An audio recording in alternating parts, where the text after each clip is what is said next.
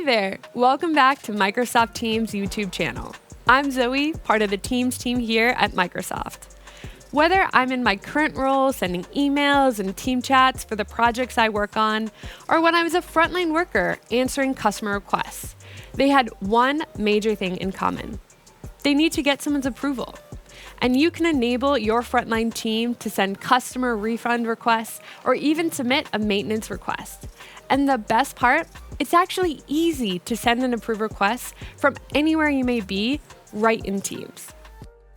If you haven't used approvals before, click the three dots on the left-hand pane or the store icon and search approvals. Then click the icon to open. This main screen is where you see all the approvals you've received and the ones you've sent. You can easily see all the requests you have to approve as well as the status of every request you've sent.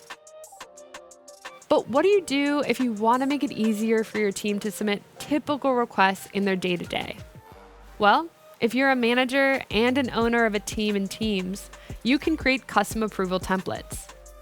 Start by selecting Manage Templates at the top right of the screen, where you can see all the existing approval templates enabled for your team.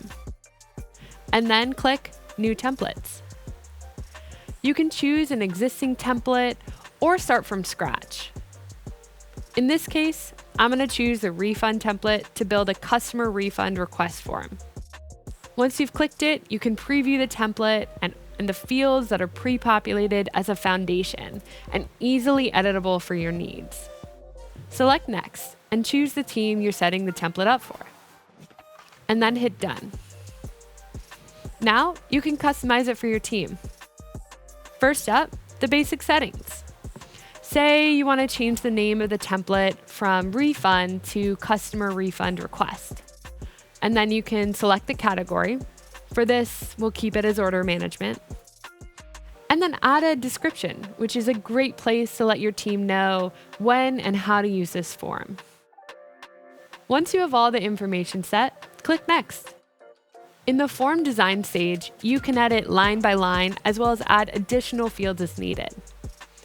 Say you want to change an existing item like warehouse to store location. Just move your mouse over it so it turns gray and click on the item. And you'll easily be able to change the name. Then you can make it required, you can make it a long or short form, and you can move it up and down. Finally, to save your changes, just click off to the side. And you can update other fields or add new ones until this form fits exactly what you need. Select Next to move to the final step. Now, this workflow settings step lets you customize the actions your team must take before submitting a request. Say for customer refunds, you may want the original receipt attached or a photo of the item being returned. To require this, click the button to turn it on. You can also specify approvals, say we want Joanna to be it, or you can add custom responses.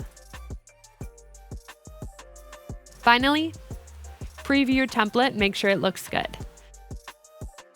And then publish it so your team can start using the approval form for customer refunds. Now you can manage your templates after they're created. So whenever a team receives a customer refund request, they can quickly use the form right in Teams, whether it's from the approvals app, in a chat, or in a channel, rather than create a net new request somewhere else. There are so many ways to use approvals, so be sure to try it out and tell us how you're using it. Don't forget to subscribe and explore all the ways you can use Teams.